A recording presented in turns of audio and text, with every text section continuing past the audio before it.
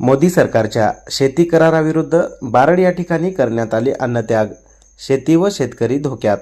याबाबत सविस्तर बातमी अशी की भारत अमेरिका व्यापार करारामध्ये अमेरिकन शेतमालावर शून्य आयात शुल्क आणि भारतातील निर्यात शेतमालावर तब्बल 18% शुल्क आकारले जाणार असल्याने भारतीय शेती आणि शेतकरी संकटात सापडणार असून देशातील विविध शेतकरी संघटनांनी दिनांक 12 फेब्रुवारी 2026 रोजी देशभर भारत बंदची हाक दिली होती. यामुळे याचे पडसाद देशभर उमटले असून मुदखेड तालुक्यातील अर्थशास्त्र आणि शेतीचे अभ्यासक प्राध्यापक संदीप कुमार देशमुख, काँग्रेसचे तालुकाध्यक्ष प्रतापराव देशमुख, कैलास गोडसे, भगवानराव पवार, बालाजी हेंद्रे, बाबासाहेब बाबर यांनी भारत अमेरिका शेती करारास विरोध दर्शवित 12 फेब्रुवारी गुरुवार रोजी एक दिवसीय अन्नत्याग केला.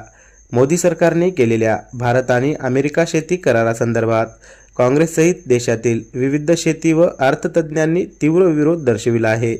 करारानुसार अमेरिकन शेती उत्पादने भारतात स्वस्त दरामध्ये विकली जाणार असून सोयाबीन, मका, गहू, दुग्धजन्य पदार्थांचे उत्पादक आणि छोटे शेतकरी यामुळे संकटात सापडणार असून देशातील शेतीवर आधारित सर्वच उद्योगही उद्ध्वस्त होणार असल्याची भीती अर्थशास्त्राचे अभ्यासक प्राध्यापक संदीप कुमार देशमुख यांनी व्यक्त केली आहे. एकीकडे अमेरिकन वस्तूवर 0% आणि दुसरीकडे भारतीय वस्तूवर तब्बल 18% शुल्क आकारणे ही आर्थिक नीती नसून भारतीय अर्थव्यवस्थेसाठी अनर्थकारी नीती असल्याची बाबही यावेळी प्राध्यापक संदीप कुमार देशमुख, प्रतापराव देशमुख तसेच भगवानराव पवार यांनी प्रसारमाध्यमांशी बोलताना सांगितले. पाहुयात काय म्हणाले ते.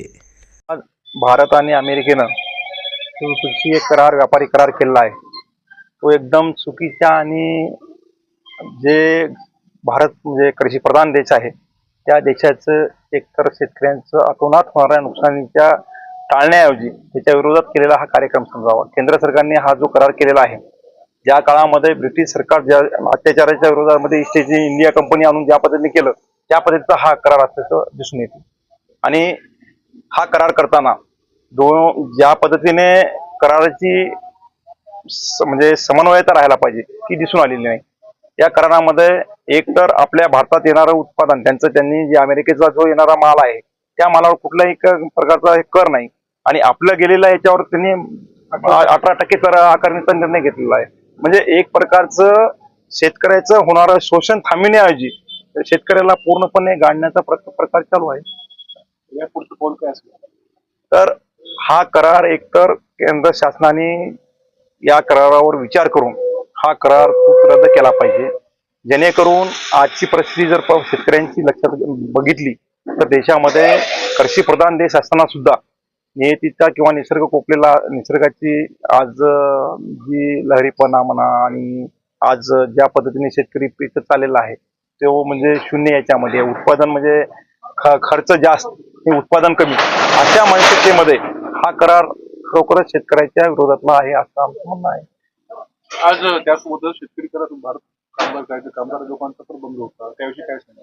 हो ना, त्यांना कामगाराच्या विरोधातले जे आजचे त्यांनी केलेल्या करारामधले जर आपण सर्व बाबी जर समोर आणल्या त्याच्यावर सगळं लक्षात येते की या सरकारचं चाललंय काय. आज एकीकडे घुटणे टेकण्याचं काम भारत सरकार करत आहे अमेरिकेपुढे. काँग्रेस पक्षाकडे शेती आणि कामगार मुद्दा तुम्ही घेणार आहात. होय, निश्चितच आता आज आमच्या जिल्हा काँग्रेस कार्यालयामध्ये या विषयावर म्हणजे एक बैठक झाली. त्या बैठकीमध्ये 16 तारखेला आंदोलन करण्याचा आम्ही दिशा ठरवलेली आहे आणि जिल्हा स्तरावर आमचे खासदार, लोकप्रिय खासदार रवींद्र चव्हाण साहेब असतील आणि जिल्हा अध्यक्ष राजेशभाऊ पावडे यांच्या नेतृत्वाखाली निश्चितच आता कलेक्टर जिल्हाधिकाऱ्यांसमोर लक्ष वेधण्यासाठी सरकारच्या विरोधात आमचं हे आंदोलन आहे. शेतकऱ्यांच्या हितासाठी काँग्रेस पक्षाने पुकारलं होतं त्यापासून काय सांगाल आणि कशी लढाई आहे. मागच्या काही दिवसापासून तुम्ही माध्यमावर पाहिलं असेल तर सगळीकडे एक चर्चा आहे की भारत आणि अमेरिकेचा एक व्यापार करार झालेला जो द्विपक्षीय करार आहे त्याच्यामध्ये शेती क्षेत्राच्या संदर्भातल्या ज्या काही गोष्टी पुढे आलेल्या आहेत त्याच्यामध्ये टॅरिफचा विषय जो कर आहे तो विषय अत्यंत म्हणजे परिणामकारक ठरणार आहे भारतीय शेती आणि शेतकऱ्यावर आणि शेतीवर आधारित छोटे मोठे जे काही उद्योग असतील. याचं कारण असं आहे की भारतातून जो माल अमेरिकेत जाणार आहे त्याच्यावर 18% कर लावलेला आहे आणि जो अमेरिकेतून जो माल येणार आहे त्याच्यावर 0% टॅरिफ म्हणजे कर.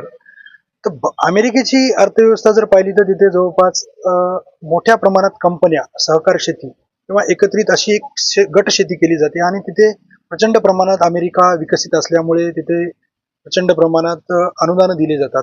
त्याला तिकडे ग्रीन बॉक्सेस आणि ब्ल्यू बॉक्सेसच्या नावाने अनुदाने दिली जातात.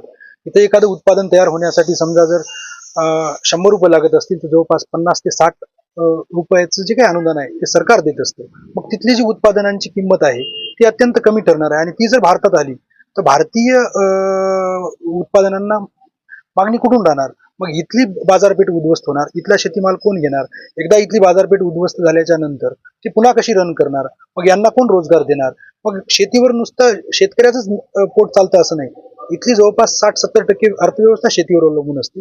ह्या सगळ्या गोष्टीचा जर विचार केला तर हा करार भारतीय शेती, शेतकरी, शेतमजूर आणि इतर छोटे मोठे जे उद्योग आहे या सगळ्यांना मागं आणणार आहे. आमची सर्वांची एवढीच विनंती आहे की या सरकारनं जो काही करार केलाय तो मोदी सरकारने मागे घ्यावा. त्याच्यावर अमेरिकेपुढे इतकी काही भारताने लाचारी स्वीकारावी अशी काही भारताची पोझिशन नाही आहे. जवळपास आज 1.5 अब्ज म्हणजे जवळपास 150 कोटी लोकसंख्या भारताची आहे. जगाचं मार्केट हे भारत चालवते. त्याच्यामुळे भारताची एक वेगळी ताकद आहे ही लक्षात घ्यावी. याच्यामध्ये जर पंतप्रधानाची जर समजा जर कुठेतरी कमकुवतपणा होत असेल तर त्यांनी विरोधी पक्षाला सोबत घ्यावं आणि विरोधी पक्षाला सोबत घेऊन खासदार राहुल गांधीला सोबत घेऊन अमेरिकेला धडा शिकवण्याचं काम त्यांनी करावं. त्या कायद्यातली कोणत्या बाबीची तुम्हाला अडचण असते? या कायद्यातली सर्वात मोठी अडचण म्हणजे काय तर टॅरिफ. टॅरिफ किती असावा? 2%, 3%. जो 3% होता मनमोहन सिंगच्या काळातही 3% होता. 18% टॅरिफ. दुसरीकडे हे म्हणतात की 50%वरून आम्ही 18% आणला. 50% कोणी टॅरिफ लावू शकतं का जगात? असं कधीच शक्य नाही. 18% टॅरिफ हा प्रचंड मोठा आहे. हा 2%, 3%, 4% हा टॅरिफ असतो. त्याच्यामध्ये नॉर्म्स असतात. कुठेतरी वाटाघाटी होतात. परराष्ट्रमंत्री, त्या देशाचे परराष्ट्रमंत्री याच्यामध्ये चर्चा होते. परंतु अशा प्रकारचे कुठेही कॅबिनेट मिनिस्टर बैठका होत नाहीत, कुठेही चर्चा होत नाहीत. सरळ एखादं अमेरिकेचे राष्ट्रपती उठतात आणि टॅरिफ घोषित करतात. त्याच्यामध्ये पंतप्रधानांना अत्यंत चुकीच्या पद्धतीने बोलतात आपल्या. आणि ही गोष्ट पंतप्रधानांना बोलणे म्हणजे पंतप्रधान केवळ एकटे भाजपचे नाही आहेत, ते आमचेही पंतप्रधान आहेत. आम्ही जरी विरोधी पक्षात असलो तरी. त्याच्यामुळे ही सगळी जी गरिमा आहे भारताची कुठेतरी कमी होताना दिसते आणि त्याचा आत्मक्लेश म्हणून आम्ही एक दिवस अन्नत्याग केलेला आहे. या शेतकऱ्याच्या संवेदना असतील, शेतमजुरांच्या संवेदना असतील, शेतीच्या संदर्भातल्या ज्या काही आमच्या भूमिका असतील, एक शेतकरी पुत्र म्हणून, काँग्रेस पक्षाचा एक छोटा कार्यकर्ता म्हणून आम्ही एक दिवस एक 12 तास अन्नत्याग केलेला आहे. नाही, आम्ही तिघच होतो. त्याच्यामध्ये आमचे तालुका अध्यक्ष प्रतापराव देशमुख, भगवान पवार, कैलास गोडसे आणि आम्ही सर्वांनी खासदार रवींद्र चव्हाण यांच्या विचाराला अनुसरून आणि त्यांच्या राहुल गांधी सोबतची लढत आहेत त्यांना सगळ्यांना सोबत घेऊन त्यांना एक साथ देण्यासाठी आम्ही हे आंदोलन केलं होतं. इतकीच आमची सहवेदना आहे. सरकारच्या विरोधामध्ये भारत बंद देण्यात आला होता. या विषयाला काय सांगाल?